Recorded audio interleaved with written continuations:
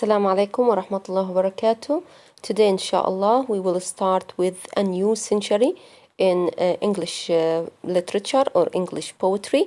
That is the 17th century, which is called also the Stuart and Commonwealth period, which lasted from 1603 to 1660. And we will talk about in this lesson, inshallah, about metaphysical poetry, one of the two types that we will talk about in the 17th century. And we will talk about one of the poets who was a famous poet, and he was considered as the father of the metaphysical poetry. His name is John Donne. Okay? Fine. So let's first of all, for your knowledge and understanding, get a little bit historical background about the 17th century. Okay, so the 17th century, there were some important events. For example, in 1603, the death of Queen Elizabeth. Do you remember the Elizabethan era? So that era has ended with the death of Queen Elizabeth I, and King James V of Scotland came and united the three kingdoms of England, Ireland, and Scotland. So now we have a united kingdom. We have the United Kingdom. At his time, conflict started to arise between Protestant, because Elizabeth was a Protestant, and Catholics, because King James is Catholic, resulting in the 30 Years' War from 1618 to 1648. Okay. Now, in 1625, the death of King James I, and in 1625, his son Charles I became the king. However, he was a weak person, a weak king, and he couldn't control the parliament, and that resulted in him get executed in 1649. Now, from 1649 to 1660, the UK was a republic known as the Commonwealth of England. إذن أصبحت جمهورية known as the Commonwealth of England. Now let's come to the political power. The political power in the parliament were strictly against poetry, theater, or any form of entertainment, since they believed, those are actually the Protestants, since they believed in the purification of the soul through constant prayer. إذن كانوا ضد كل القوة الحاكمة في البرلمان، كانت كلها ضد أشكال الشعر والأدب وكل أشكال الأدب والترفيه، لأنه كان عندهم أنه تطهير الروح عن طريق الاستمرار بالصلاة. وإذا بدنا الإنسان يكون يصلي to pray all the time, then we have to prevent all forms of entertainment. Okay, so that led to the poets and writers of the period started to write more about the afterlife, religion, or other theological matters. Theological means religious matters like heaven and hell. So the poets were afraid of the political power in the parliament, and many of them focused on religious topics in their poems and writings. Okay, now what literary period was the 17th century? If you remember the Renaissance, yes. So the 17th century is considered part of the Renaissance, but this is the end of the Renaissance, okay? The 17th century is also known as the Jacobean era in England. This decade marks the end of the Elizabethan era, the 17th century, with the beginning of the Jacobean era and the Stuart period, and those great families in UK. Now, what was it like living in the 17th century? Okay,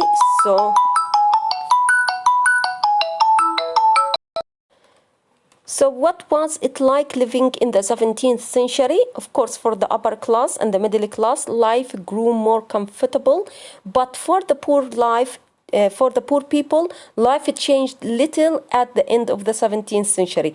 So the upper class, the rich people, became richer, while the poor people, their life was miserable. Okay?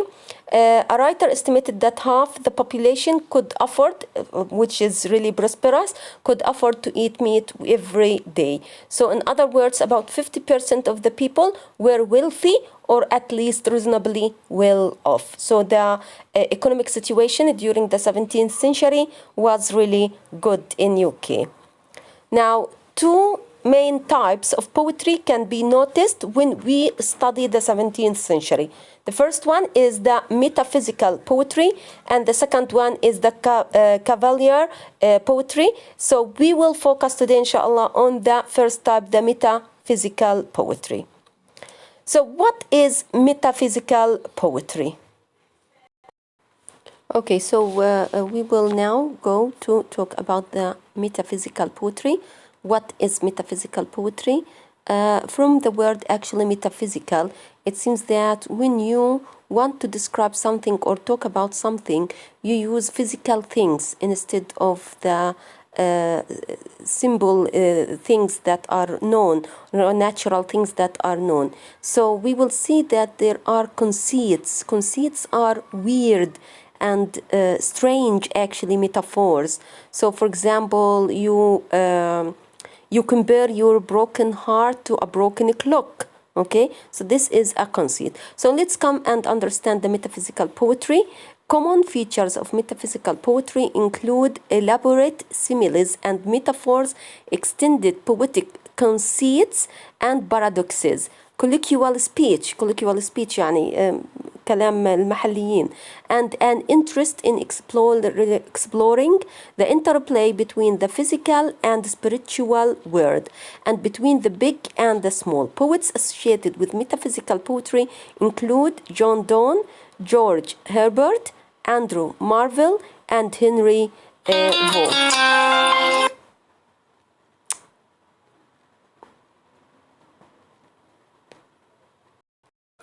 إذن فكرة metaphysical poetry أو الشعر الميتافيزيقي إنه بيستخدم أشياء علمية لتشبيهها أو للتعبير عن أشياء يعني معنوية أو يعني emotional أو لها علاقة بالشعور. أشهر شيء انتشر عندهم حاجة اسمها conceit. We will see what do you mean by the conceit. Now, what is a conceit? The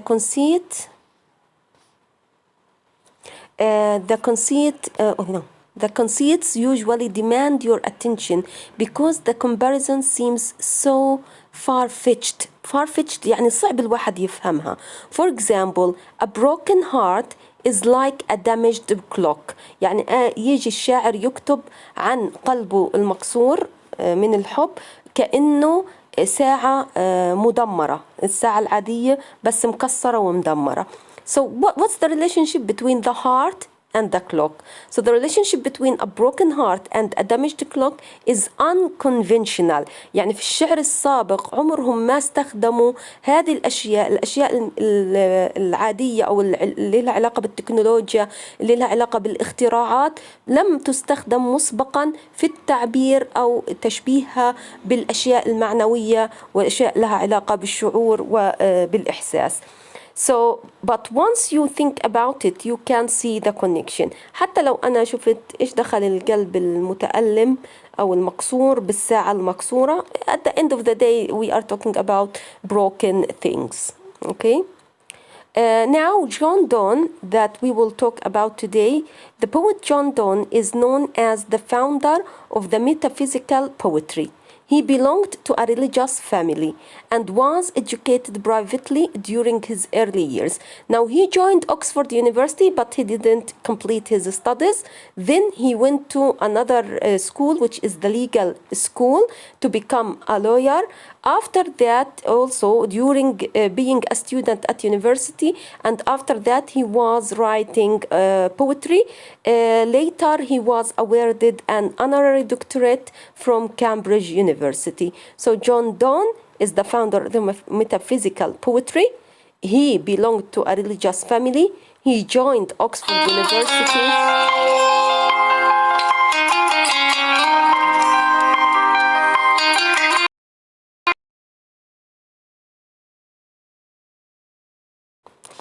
Sorry for getting interrupted. It's the day of interruption, actually. I don't know what's wrong.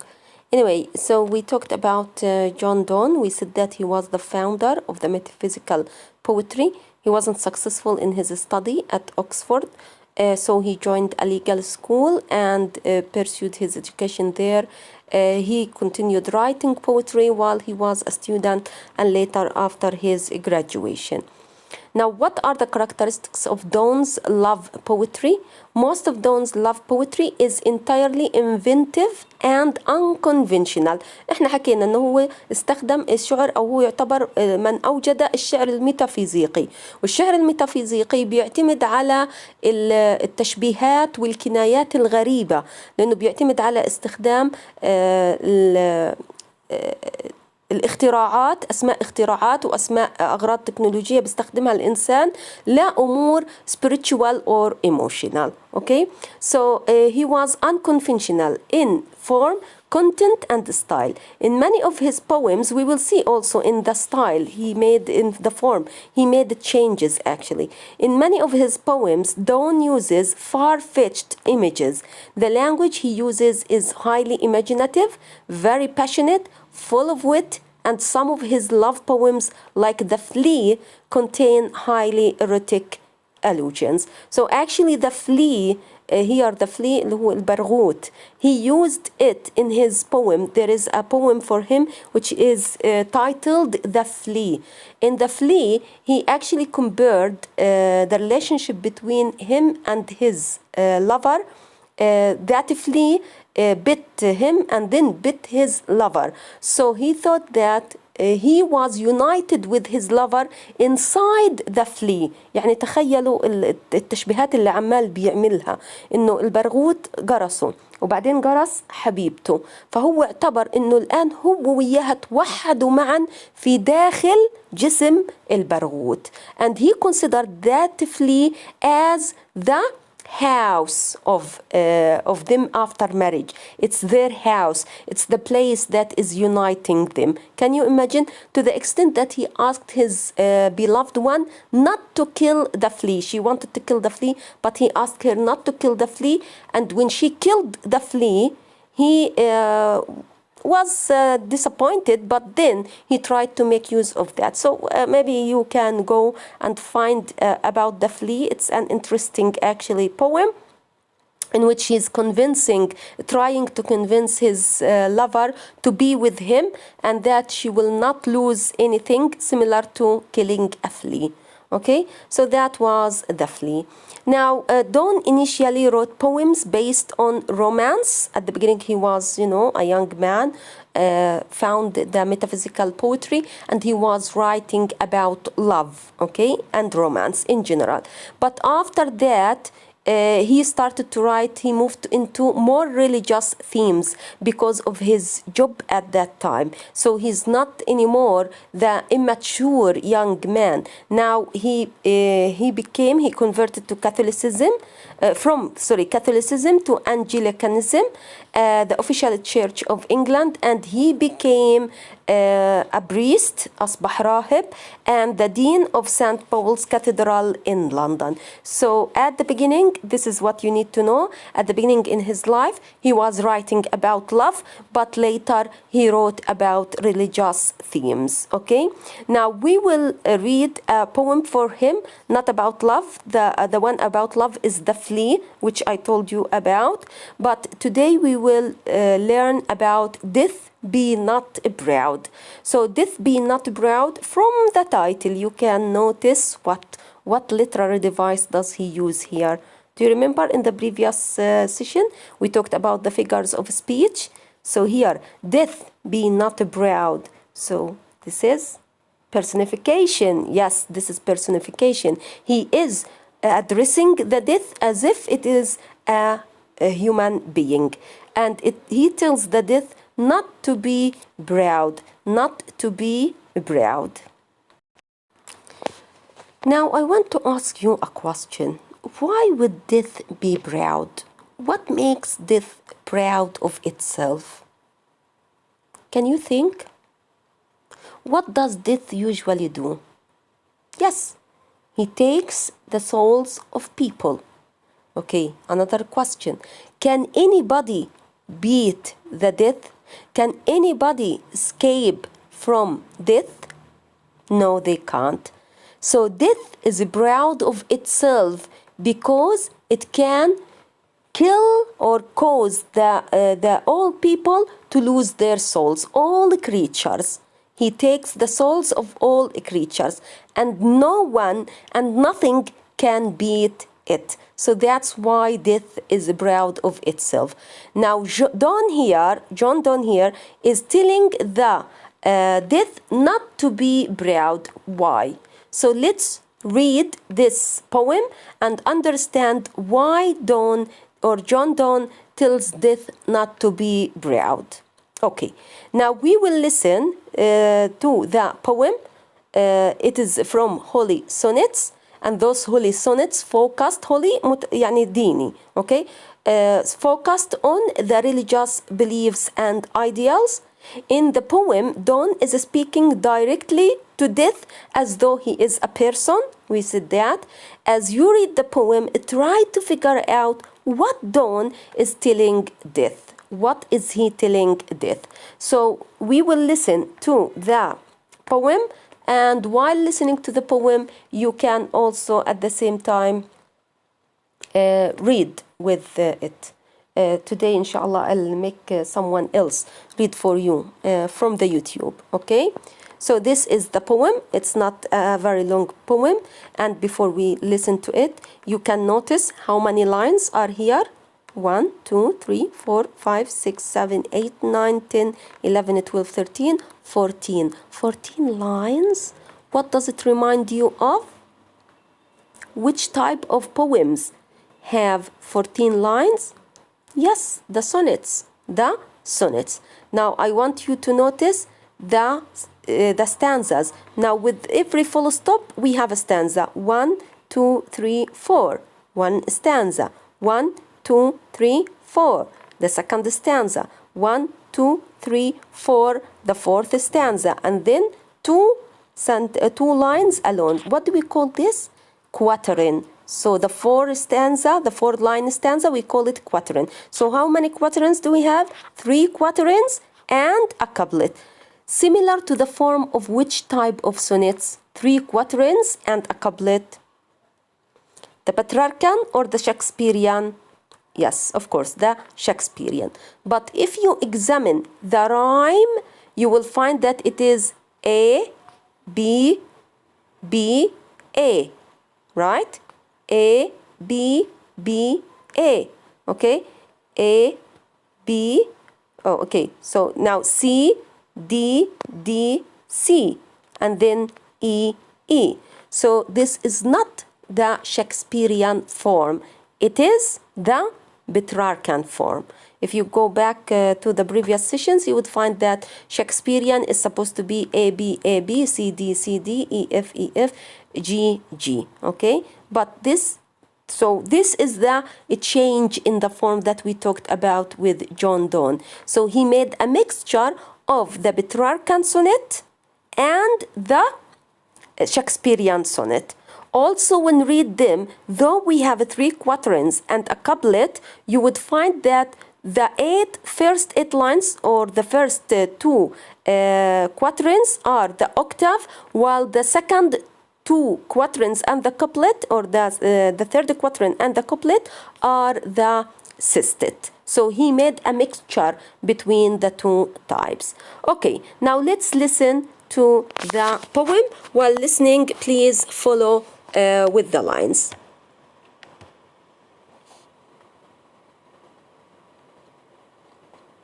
Death, be not proud, though some have called thee mighty and dreadful, for thou art not so.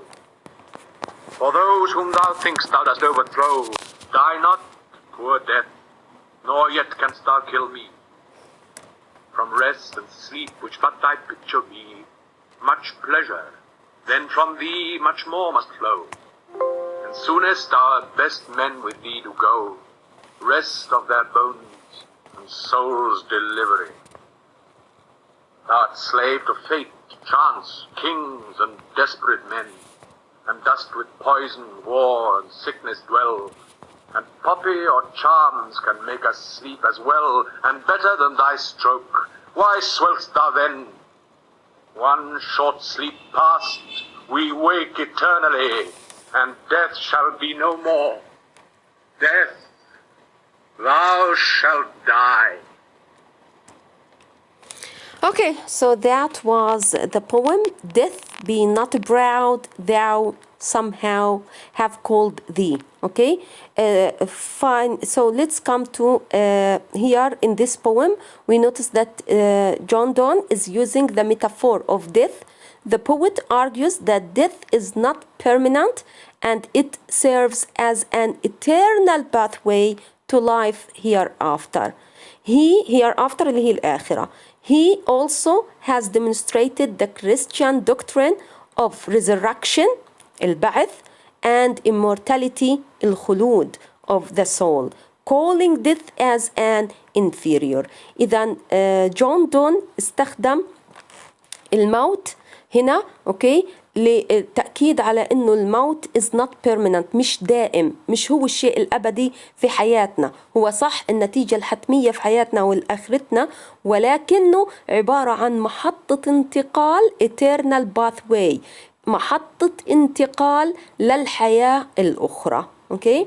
وطبعا هنا في القصيدة ظهرت بعض الأفكار الديانة المسيحية واللي هي متفقة مع ديانتنا الإسلامية، إنه في إعادة بعث للروح وعقاب وحساب، وفي immortality خلود لهذه الروح. إذا أصبح الموت شيء لا قيمة له، مجرد طريق للانتقال. اوكي. Fine. So let's now come to the summary. We will summarize or read the poem. We will understand the poem. Death be not proud, a representative poem of logic. Donne has presented death as a powerless figure. إذا دون حاول يظهر الموت كشيء أو شخص عديم القوة، بلا قوة. He denies the authority of death with logical reasoning. وبيحاول بالعقل وبالمنطق يوضح لنا إنه الموت ما إلوش الهيبة أو مخيف بالطريقة اللي الناس بتظهرها. Saying that death doesn't kill people. الموت ما بيقتل الناس. Okay? Because if we talk about killing people, it means that they will just like animals disappear in the soil. Okay? But actually no. Instead, death doesn't kill them.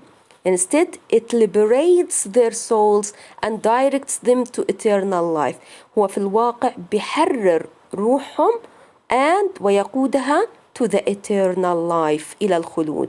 He doesn't consider it man's invincible conqueror.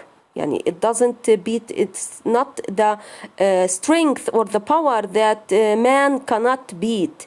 Instead, he calls it a poor fellow without having free will. بالعكس الموت ملوش سلطة. Okay? The arrival of death is also compared with a short rest and sleep. ملوش سلطة. Okay? Because if we go back here to the poem, look, thou art slave to fate. انت عبد للقدر. Chance للصدف. Kings الملوك, the kings who kill people, and desperate men who commit suicide. So we die or death come because of other conditions, and does it with poison, because of poison, war, and sickness. So death is a slave for all these things. These are the things that cause killing for people. But the role of death is just to guide, to liberate our souls and to guide us to our eternal life. Okay? Now we notice that he compared between death when we die to sleeping.